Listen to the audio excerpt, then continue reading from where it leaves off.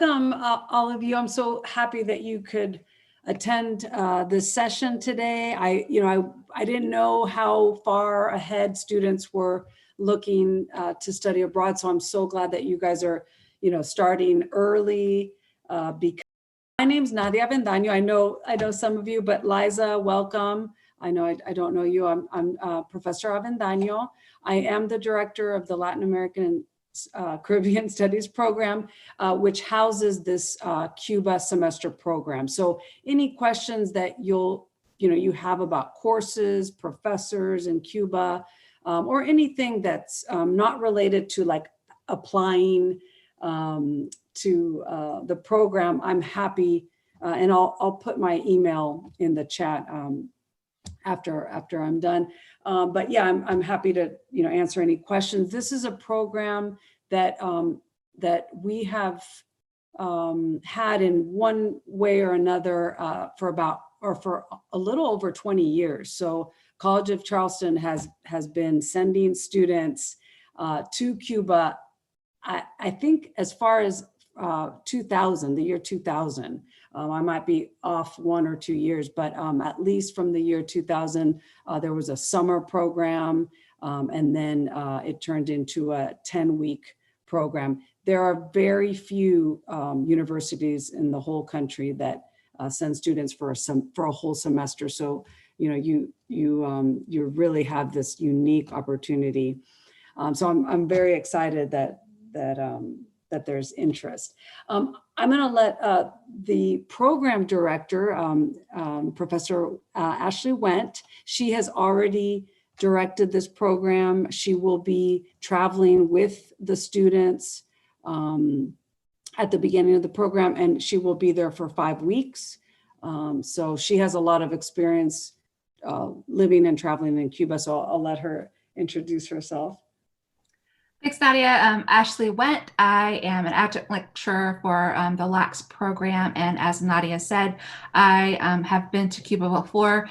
Actually, I was in one of the original cohorts, and I won't tell you the year because it dates me too much, but I was in one of those student groups that went during this summer when I was a student at the College of Charleston. So I fell in love with... Ashley.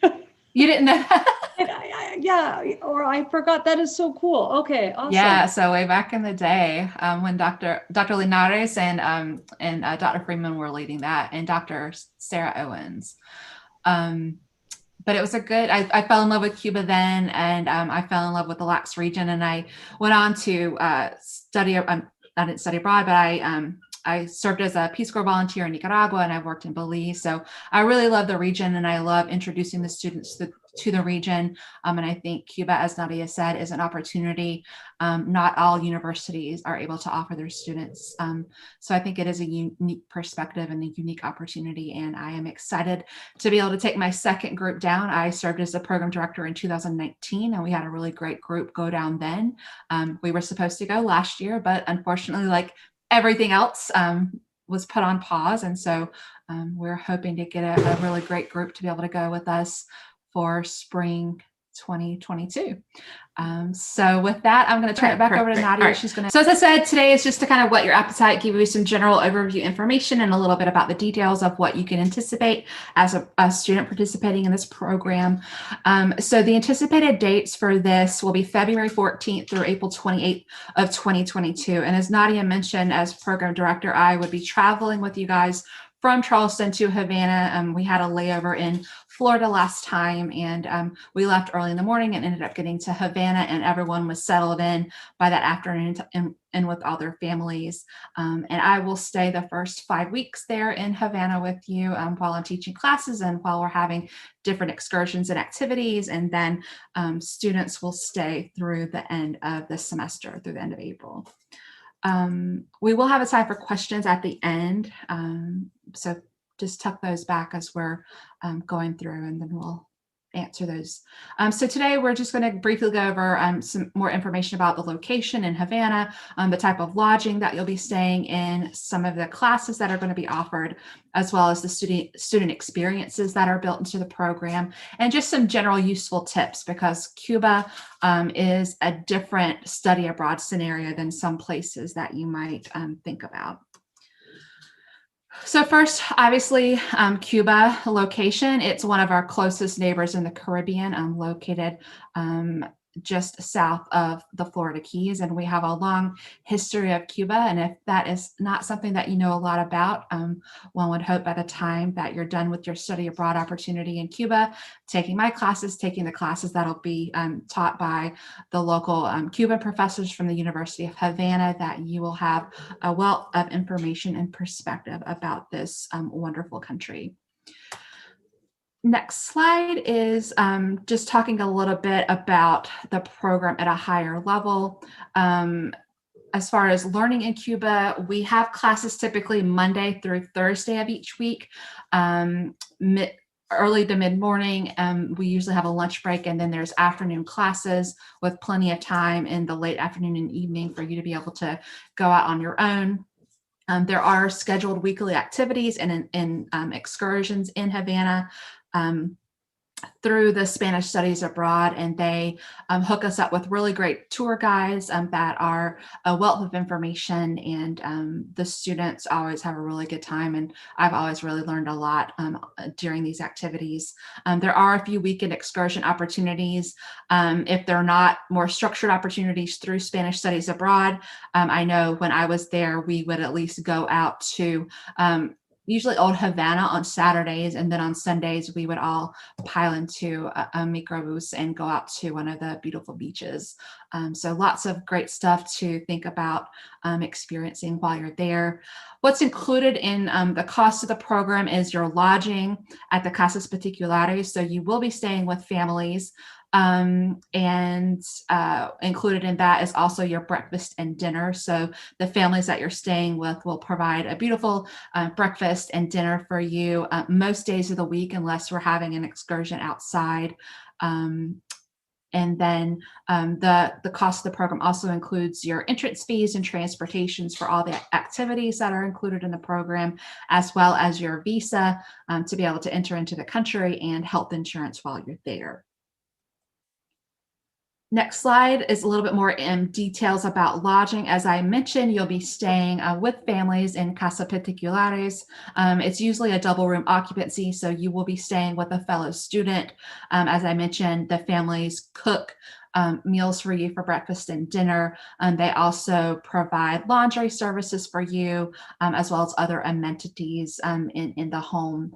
If you're worried about accommodating some type of dietary restriction, in my program, when I went with the students, we had one person that had severe food allergies, and we had another person that was a pretty strict vegetarian, and they were able to room together, and the family that they stayed with were wonderful. And the meals that they had were actually sometimes even better than the meals that the rest of us got with our families.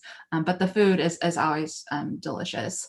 It is meant to be fully immersive, so there's opportunities to be out in the community, to be with other students, to be with your families, obviously, to increase your ability to practice and learn the Spanish language, to learn more about the Cuban culture firsthand, and then really get out in the city to become familiar with the city, not only the Vedado neighborhood that we stay in and study in with our families, but also Old Havana and some of the outlying neighborhoods within the city of Havana. As far as studying in Cuba, you will have the opportunity to learn about Cuba inside and outside the classroom. We have our formal classes during the week, as I mentioned, typically Monday through Thursday, and then there'll be activities scheduled typically on Friday, somewhere out, whether we're visiting museums or having exchanges with local Cuban students. And then on the weekend, there are other excursion opportunities. I will be teaching the LAX 200 Women's Health in the Caribbean and the LAX 310 Race, Gender, and Ethnicity in the Latin American Caribbean region. And then the other classes here, the other LAX course, the poli-sci courses, and then either of the Spanish courses that are being offered will be provided by local professors from the University of Havana. And all the ones that I've met and interacted with are wonderful, and they love our students, and they have a passion and drive to share knowledge about their home country. And I think it's a really great opportunity to be able to study with host country nationals as a part of this study abroad program. I have smattered in a bit of pictures from the program when I was there. So this picture on the right here is a group of the students at the Hotel Nacional there in Havana. We went there the first afternoon when we got into country and had nice cool drinks looking out over the Caribbean Sea and stopped for a nice photo opportunity. So in Havana, as I mentioned, there are study opportunities and excursion opportunities built into the project. One of the first ones that we do is a walking tour of Old Havana. This is one of the oldest districts within the city. We also do a walking tour of the Vedado neighborhood, where we'll be having our classes and where you'll be living. So you get to know the neighborhood, you get to know where the local grocery store is, where there are hotels that offer more reliable Wi-Fi. You'll get to know where the other hotspots are. You'll get to know where the bars and restaurants are in the neighborhood. We typically also offer the opportunity to visit the Museum of the Revolution, learning more about the Cuban Revolution and the history between the U.S. and Cuba. We visit a cigar factory to learn about that industry and the history within the country. I mentioned activities with local Cuban students, and this was one that the students in my cohort, when I was director, really enjoyed the most. They made friends with local Cuban students the first weekend that we were there. And I'll show you in pictures in a few slides, but they really made friends that first weekend. And a lot of them are still in contact now. Those students came and they went out dancing with our group. They would go with us on beach excursions. They would share different activities that they were participating in around the city. So it was another opportunity for our students to really get immersed in the Cuban culture and hang out with people that were their age. And then one of my requests is, as a part of our program and a part of my classes, is to visit the National School of Public Health in Havana. Again, I mentioned this is just a few pictures of activities at the top. These are the first there on the left is a picture meeting the students for the first time. These students are studying in a specialty college to learn to become workers in the hospitality industry, whether that be hotels, restaurants, bars. The students, as I mentioned, became friends with our students, and on the right here in the top, they came over to one of our host families' houses and they cooked dinner and they hung out and they danced and they played dominoes. So it was a really good, fun afternoon of them hanging out. And then the bottom, just tours in Old Havana. On the right, the far right on the bottom is one of the excursions outside of Havana that we went on. And then this picture there in the center is actually the patio of one of the places where we have our classes. Just wanted to include a few more pictures. Pictures on top, beach excursions. Pictures on the left was with one of the tour guides. We were at a restaurant and they were learning from this gentleman how to roll cigars. A few of our students went on zip lining adventures when we went to Las Terrazas. We did some hiking and horseback riding as well. There in the middle, they're learning how to process sugar cane to get the water out of the sugar cane. So again, lots of great opportunities to get outside the classroom, to get outside the city, and to experience everything that Cuba has to offer. Getting back into a little more of the specifics here, the application deadline for the program is, and I didn't update, oh yeah, I did. The date to apply, the deadline here is October 15th of 2021. The program fee is $5,895. That is subject to change, but we don't anticipate having to change that as of yet.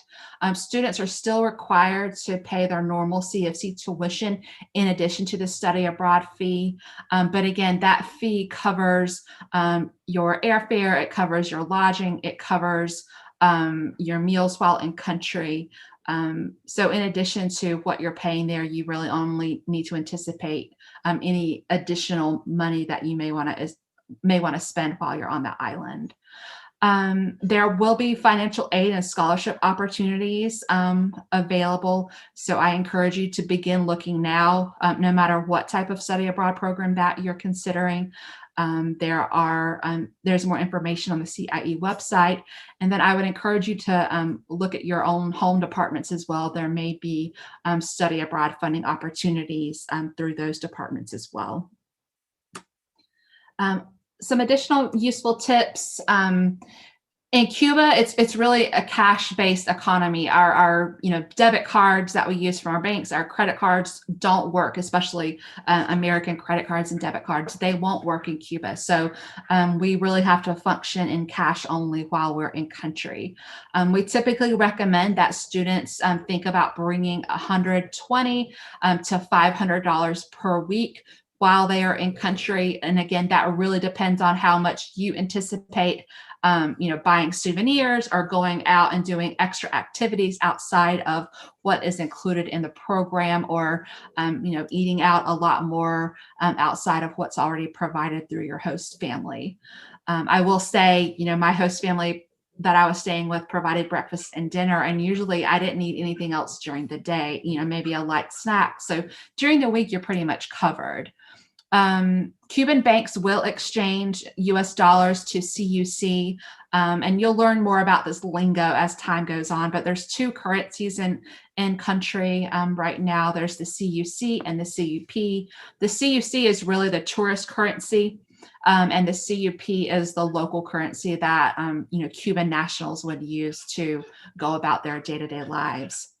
Meals on your own, again, outside what your host families would provide, typically range from $1 to $5. So not overly expensive. Again, it really just depends on what you're after.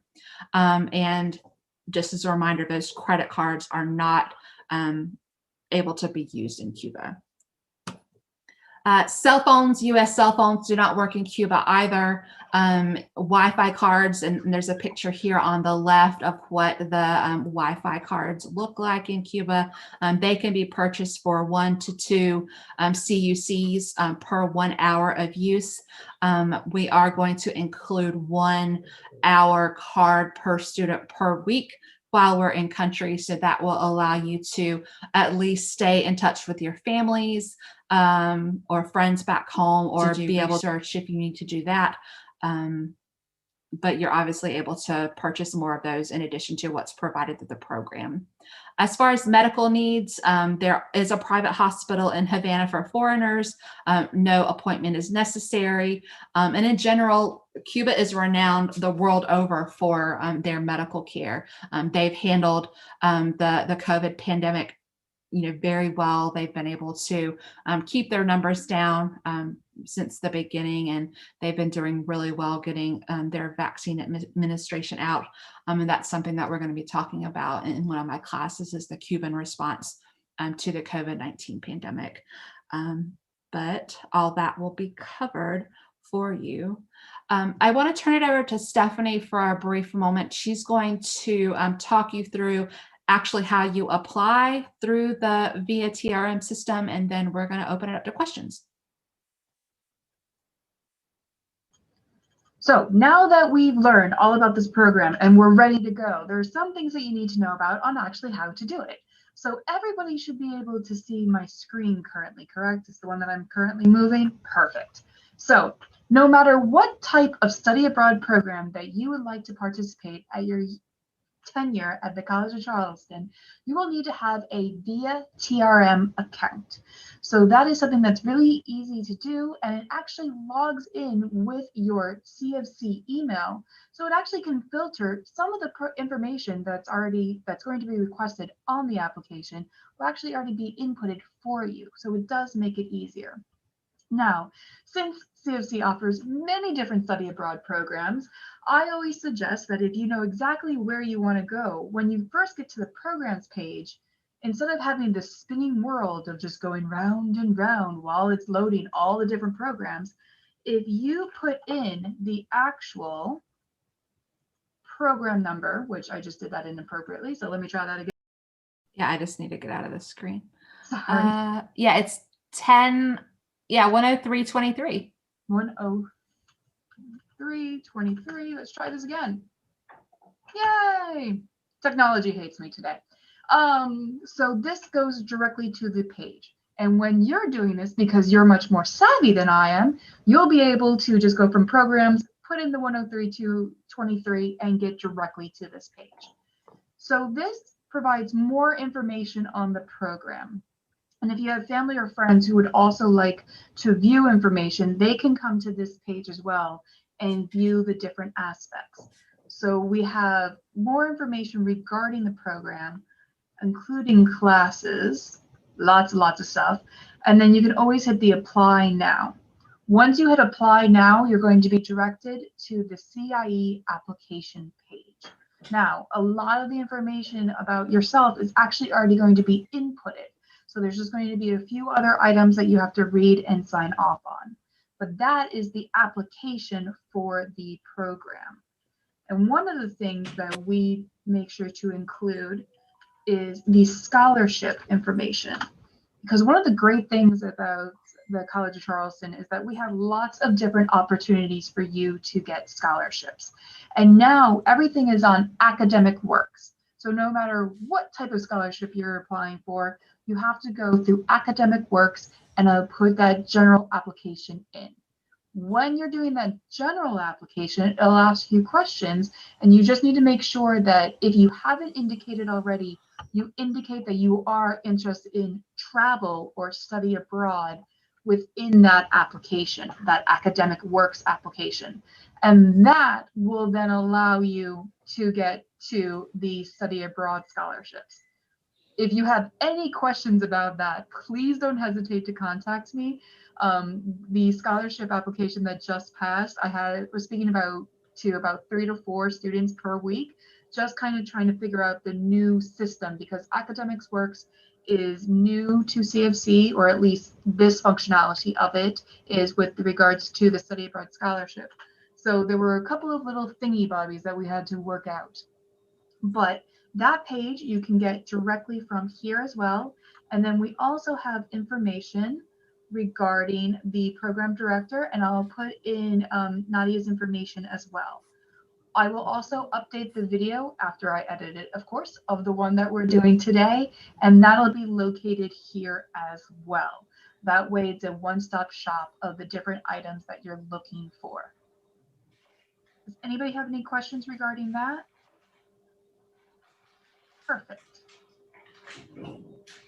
Stephanie, if they're thinking about applying with the October deadline, how early should they start that process for applying? So I always suggest students, if you know that you're interested, to at least get the ball rolling. And when I mean get the ball rolling, the application, to be completely honest, isn't that hard to do. It's one document. A lot of it's already inputted due to the fact that you're using your CFC email. There are some questions that you will have to write about a paragraph to, maybe a bit longer, about why you do want to go on the program. But that part isn't that bad. What I always suggest is, as soon as you think you're going to be studying abroad, you need to speak to your academic advisor with regards to the courses that you want to take and making sure that you're going to graduate on time. Because study abroad should enhance your education, not hinder your graduation. So what's great about this program is the fact that it is College of Charleston credit. So you don't have to worry about the residency requirement that all students have. You are taking CFC credit. But are these credits what you need in order to graduate? And planning those things out. So the earlier you plan, because we do have a good idea of what the courses are, the easier it'll be for you once you actually hit that submit button. The other aspect of planning early is money, because we all have to worry about money with these things.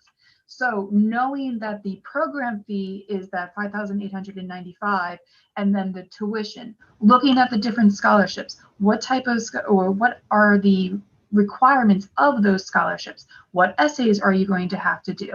Are there scholarships that are actually outside of CFC that, since you're doing a semester program, so you're going for more than 30 days, and you're going to a location that is unique, are there other opportunities for you to apply for those type of scholarships as well? I believe that Gilman can work with this program. So there are different types of scholarships that you do want to plan for ahead of time. because that way you can review your essays, you can look at getting really great recommendations and getting that all organized and done early. That way you actually have time to submit all of those different scholarships, because scholarships are important. Free money is the best money. The application is actually up now, so you are able to apply for the program. One thing to note, there is a $50 application fee that is included in the program fee. So that is embedded. You don't actually, as of right now, you don't pay that separately. But as soon as you hit submit, if you do withdraw from the program, that $50 will be charged to your e-bill account. Now, for instance, for the students who were planning to study abroad this coming fall in La Rochelle or Chile, because of COVID-19, we had to postpone those programs. They're going to be running next year. I like to say postpone rather than cancel. But we had to, those students who had applied for the fall, they did not get charged a $50 application fee, because when CFC closes the program down, that is not your fault, and we are not going to put that money against you. However, if you're planning on going, you get admitted, you're doing all this other stuff, and then you decide, I'm not going to go anymore, that's when that $50 application fee will come into effect. And then depending on when you withdraw, there might be some other fees associated with that. So just to think about that with regards to when you actually do hit submit. But if you have any concerns about that, because I was that student that needed all the scholarships, 3 jobs, and everything to do anything that I was doing. I spent a semester in London and then a summer in Germany. Lots and lots of scripting and saving. If you need help and you're concerned about those things, please don't hesitate to contact us, and we will work with you so that way you can apply. We can see how well we can make this work for you without any financial burden. And Nadia has shared the LACWA scholarship link in the chat, and that is due October 5th. And I also say, 2 of the students in my group when I went, one had worked with her church, and her church had been really generous in helping her fundraise for this opportunity. And then another student had been involved with Rotary, and her family had been involved with Rotary, and they were really generous in helping support this opportunity. So brainstorm and think creatively, because there are opportunities in addition to these great scholarship opportunities within CFC. And I will say all my students that went with me in 2019 worked up until the week that we left in their individual jobs to, get as much spending money as they could to take with them to Havana. So. So I just wanted to make you aware that the School of Languages, Cultures, and World Affairs has some study abroad scholarships. And as Ashley said, the information is right there. Stephanie, do you know when the deadline for the CIE scholarships is, just so that they have an idea of? Normally it's about around the same time. For fall 2021, we have the deadline is April 9th. To be completely honest, we haven't put up the spring yet, but I believe that it's normally 2 weeks before, so October 1st, I would say, is a good estimate of when that would be.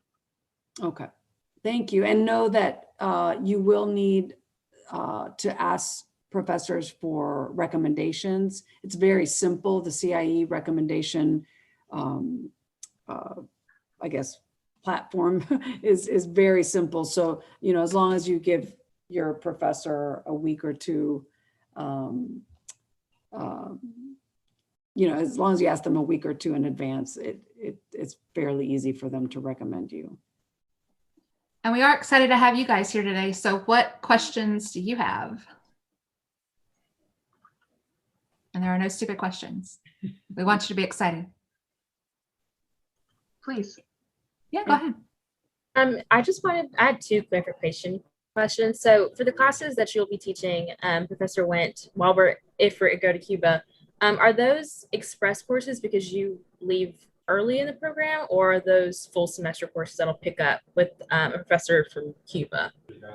I teach that full course, and what I did last time was I had some prep work leading up, like some videos and stuff that would be more conducive for you to do while you had better internet access here at home before we went to Havana. So I front loaded some activities before we left in February. And then there was like a culminating project for both of those classes that students could finish after our physical classes wrapped up. And that included more getting out in the community, doing observational stuff in Havana itself. So it does run the whole semester. Okay, that makes sense. And then my second question. That is a great question. So let me just quickly comment. When you sign up for all those courses, LAX, whatever, LAX 200 with Professor Wendt, LAX 310, whatever, Poly 340, it will be a course that runs the whole semester. So you won't be doing an express. You won't be doing any express classes.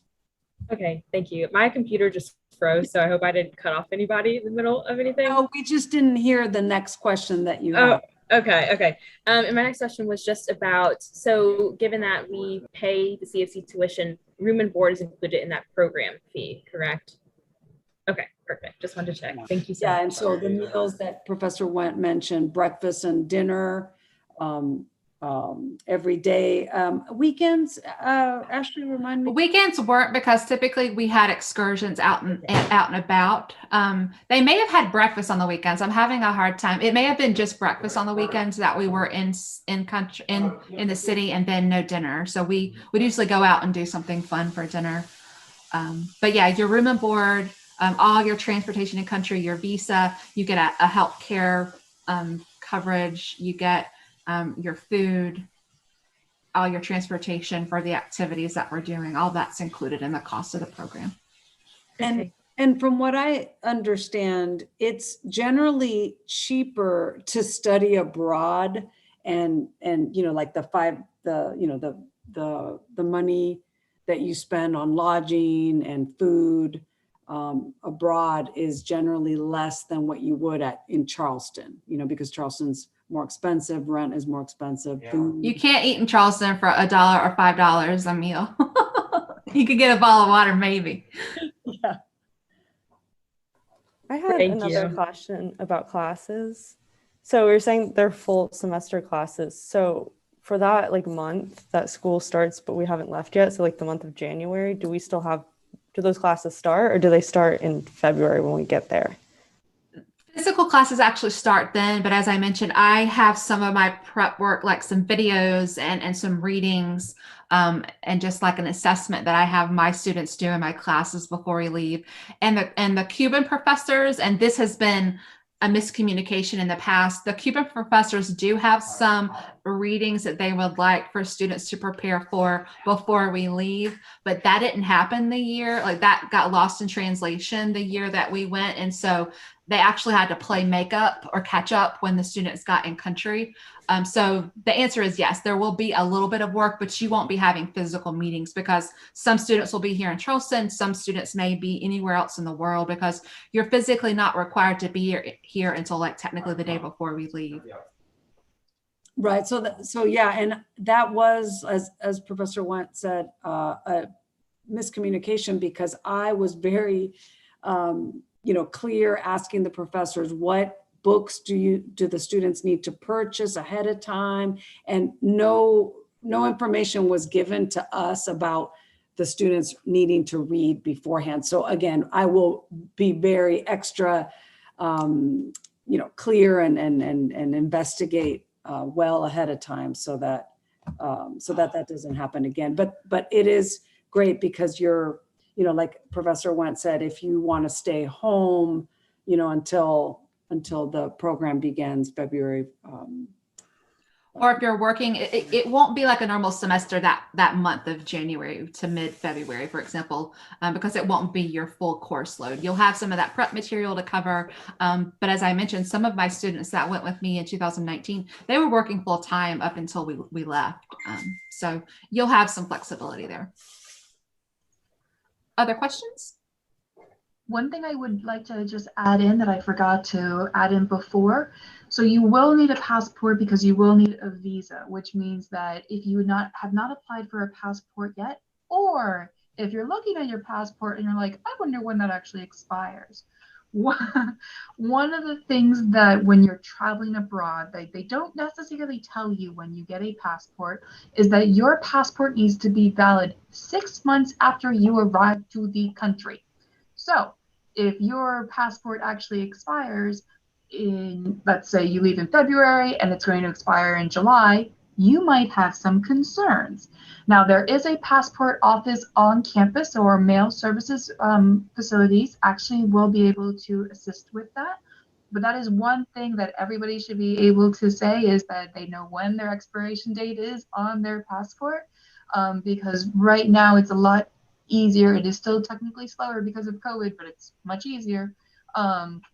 Than having to do it when you're about to leave or things like that, or when we start asking for your passport copy, because that will be something that we do request for you. And part of that, we do request that a little bit earlier, because we do need, we, along with Spanish Studies Abroad, which is the educational program provider that we work with in Cuba, they're going to be facilitating your visa for Cuba in order for you to enter. Great. Yeah, great point. Passports are very necessary. And I would say you may want to start that earlier than not, just because as things open back up, I imagine all offices are going to be inundated with people asking for passports because we've not been able to travel for so long. So Yes. I was able to renew my kids' passports so easily compared to 5 years ago. So now is the time to just make the appointments. No one's getting passports right now. So now's the time.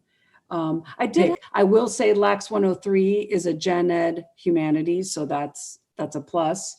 I'll also mention LAX 200, because it's has to do with women's health, should be tagged for women's and gender studies, if I'm not mistaken. So that's also, if in case any of you are WGS minors. If you're, I guess that would be it. And then the Spanish, depending on if the students are going to want a Spanish course, it'll depend on how many people need the 275 or how many people need the 328, and then we'll determine which of those two classes will be offered. But we had all levels of Spanish going in 2019, and the Spanish professor, she was very accommodating, and the students really loved her, and she was very welcoming. She invited the students to go out to like her daughter's, recital and soccer games, and they had them over for dinner, and she brought birthday cakes to students. So the staff at Spanish Studies Abroad, as well as the professors, are all just wonderful, and the families. They're really great. I couldn't say anything bad about any of them. The classes, while we're talking about them, typically if you have a Monday class, it'll fall Monday, Wednesday, and then if you have a Tuesday class, it'll fall Tuesday, Thursday. So you do have a day in between to be able to catch up on your work and readings and things like that. Nice. Other questions? I did have another question. So I've been hearing about this like vaccination booklet from the WHO that you will need to like travel internationally. Is that something that we need to start thinking about getting, or am I like hearing something completely wrong? Do you guys want me to grab that one? Yes, Stephanie. So with regards to vaccinations, this is a very fluid event right now. As it stands currently, that is not going to be the requirement. However, it could be in the future. Now, the College of Charleston, as what they have stated since March 22nd, 2021, so things can change, but as it stands currently, we are not going to require students to have a vaccination in order to come back in the fall. It's going to be highly, highly recommended. And if you are on campus, we are also going to be able to, College of Charleston will be able to provide vaccinations on campus. So it'll be easily accessible. However, unless the country requires you to have a vaccination, or if the state of South Carolina starts requiring individuals to have a vaccination in order to participate in college, that will not be a requirement as it states right now. I do know that with regards to, it's more of the summer programs that the vaccination passport kind of works with. Because when you're looking at summer programs, and even we're projecting for the fall, there might be the need to quarantine. Now, quarantine could be lessened if you actually have a vaccination. So there are lots of items going on right now. As it currently stands, you would not need to get a vaccination in order to enter Cuba. If that does change, we will let you know. But just as you need a passport and you need a visa to Cuba, if they require you to have certain items, then that is something that you have to do. For students studying in South Africa, you have to have a TB for a semester program in South Africa. The amount of things that our students have to do because the government requires it is a lot. Love my students studying in South Africa. It's a great place. Love Cape Town. But in order for them to obtain that proper visa in order to enter the country as a student and study abroad for longer than 90 days, there are those requirements that have to take place. So as of right now, no, question mark. We will be, we are currently looking at all of the different locations that we send our students, what the requirements are, what the safety plan is, what's going on with their vaccination, what's going on with their hospitals. We're monitoring that. And as soon as we have any updates or there are major updates to tell students and faculty, we will let you know as soon as we know. But one thing that I would say, if you are interested in getting a vaccine, that you should be able to, that's also with an asterisk because I can't guarantee anything, but you should be able to be getting that on campus later on this semester. Mhm. It's good to know. Thank you. And the Cuba restrictions right now related to travel is requiring a PCR test, and it is requiring quarantine at a hotel for a certain amount of time, and you have to fill out a form going in. There's not even any mention about vaccinations yet, so they haven't updated theirs about, you get to skip that line of quarantining if you have a recent vaccination. So as Stephanie said, that it's just going to be a moving target as everyone keeps reacting to what's going on. So. And also, because currently I believe that we are about 11-12% of the United States. The last time I looked with the European Union individuals, they're about 8 to 10%. Latin America, depending on what country you're looking at, they vary as well. And one of the things is that I personally, just as me, Stephanie Clark, not CFC, I don't necessarily see a country saying that it is a required vaccination until that percentage goes up to a much higher percent.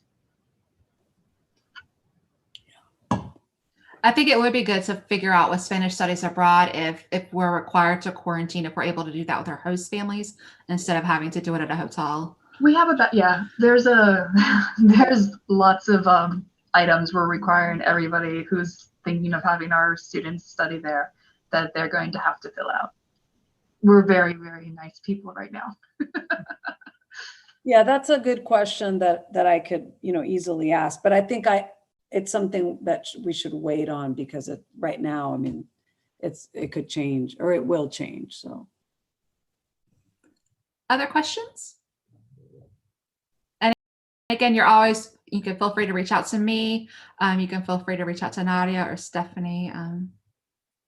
Yeah. And if you know friends that were, that had to miss this info session, we as Stephanie said, she will post it to the application, and then we will have another info session early September. So again. And I'll also provide it to the two of you. That way, if you want to put it on your social media aspects, Sure. I will say Wednesday I'll have this up and ready because I'm going to take out some of the technical glitches. It's a great thing when you record stuff that you can edit things. Yeah, definitely take a look at that video. I really recommend it. It will pump you up. It'll get you excited to visit Cuba for sure. And we'll also try to have some of the previous students that went in our next session, so you guys can ask more student-specific questions. And if any of you want to be put in touch directly with any of the students, I'm happy to put you in touch with students that were in my cohort. So, Yes, yeah, likewise. well, thank you so much for joining us, Nadia, Stephanie. Do we have anything else to cover with these fine folks? Not at this point, but if you Yeah. all have any questions, we're really horrible people. We don't like talking to anybody. It's one of those things that, you're just not allowed to see us anymore after this. Please don't hesitate to contact us. Yeah, so happy you could make it. This is exciting. Yeah, we're excited that we've got some great interest. So Yeah. keep in touch and let us know if you have questions.